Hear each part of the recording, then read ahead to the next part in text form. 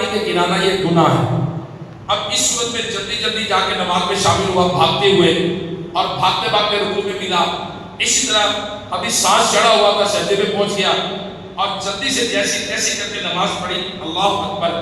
ہم نے حدیث پاک سنی کہ جو بندہ نماز کے رکوع و سجدے پورے نہیں کرتا تو نماز کہتی ہے جس طرح تو نے مجھے ضائع کیا اللہ پاک تجھے ضائع کرے۔ اللہ اکبر۔ تو میرے پیارے پیارے اسلامی بھائیوں، اطمینان سے نماز پڑھنا۔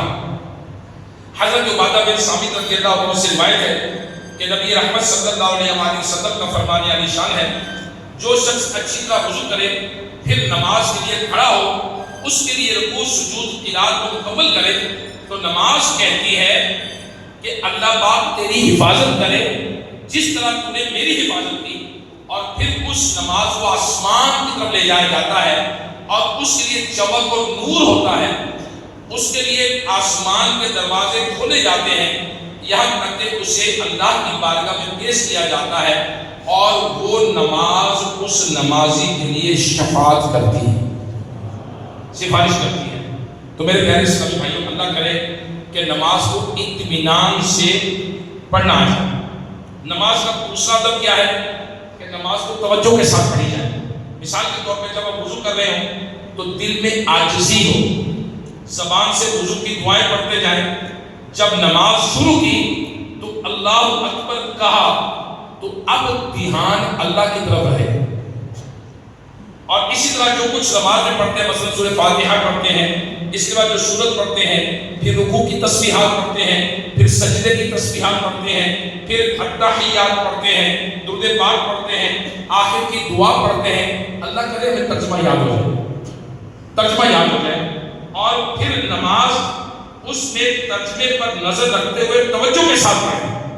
یوں ہی قیام کی حالت میں نظر سجدے کی جگہ ہو، رکوع کی میں نظر پاؤں کی پشت پر ہو، اور قوما میں جب رکوع سے کھڑے ہوتے ہیں تو نظر سینے پر رہے، سجدے میں ناک کی طرف ہو، اور التحیات میں بیٹھے تو نظر جھولی میں رکھیں۔ پورے اطمینان کے ساتھ بھرپور توجہ کے ساتھ نماز پڑھیں، انشاءاللہ الکریم نماز میں مزہ بھی آئے گا اور نماز کی نورانیت بھی نصیب ہوگی۔ حضرت عقبہ بن عامر رضی اللہ تعالیٰ عنہ بیان کرتے ہیں کہ میں نے اللہ کے پیارے حبیب صلی اللہ تعالیٰ علیہ وسلم کو دیکھا، آپ فرما رہے تھے جو مسلمان اچھی طرح وضو کرے اور پھر ظاہر و باطن کی یکسوئی کے ساتھ 2 رکعتیں ادا کرے اس کے لیے جنت واجب ہو جاتی ہے۔ حضرت ابو ہریرہ رضی اللہ تعالیٰ عنہ بیان کرتے ہیں کہ نبی کریم صلی اللہ تعالیٰ علیہ وسلم نے ارشاد فرمایا، جب بندہ نماز کے لیے کھڑا ہوتا ہے تو وہ اللہ پاک کی بارگاہ میں کھڑا ہوتا ہے، اور جب وہ ادھر ادھر دیکھتا ہے تو اللہ پاک ارشاد فرماتا ہے تو کس کی طرف دیکھ رہا ہے؟ کیا مجھ سے بہتر کی طرف دیکھ رہا ہے؟ اے ابن آدم، اے آدمی، میری طرف متوجہ ہو جا، میں اس سے بہتر ہوں جس کی طرف تو دیکھ رہا ہے۔ اللہ اکبر۔ حدیث پاک میں آتا ہے کہ جب تم نماز پڑھو تو اس طرح پڑھو گویا کہ تم رب کو دیکھ رہے ہو، اور اگر تم نہیں دیکھتے وہ تو تمہیں دیکھتا ہے۔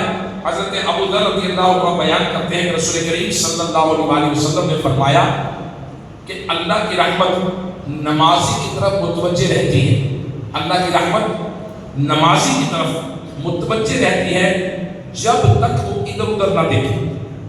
جب ادھر ادھر دیکھتا ہے تو اللہ کی رحمت بھی اس سے پھر جاتی ہے۔